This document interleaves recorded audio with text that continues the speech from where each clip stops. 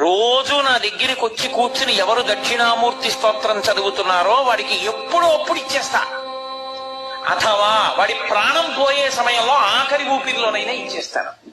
ఇచ్చేసి కలిపేసుకుంటాను. అది చిన్ముద్ర. ఈ చిన్ముద్ర అర్థమైందా?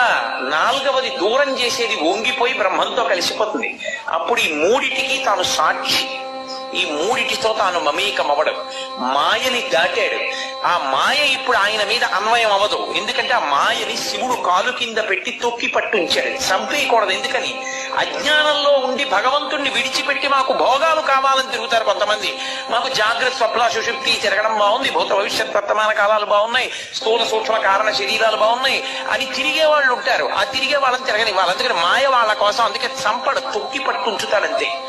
ఆయన నవ్వుతూ ఉంటాడు, నేను ఎవరి మీద పడాలో వాళ్ళ మీద పడతాను. చాలా మంది ఉన్నారు నాకు, ఒక్కడిని నువ్వు అనుగ్రహించు అని. అందుకే తొక్కి పడితే వాడు తలెత్తి నవ్వుతూ ఉంటాడు.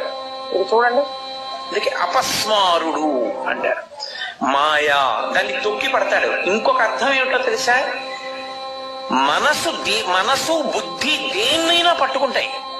మనసు బుద్ధి దేని చేత ప్రకాశిస్తున్నాయో ఆ ఏది ప్రకాశింపజేస్తోందో ఆ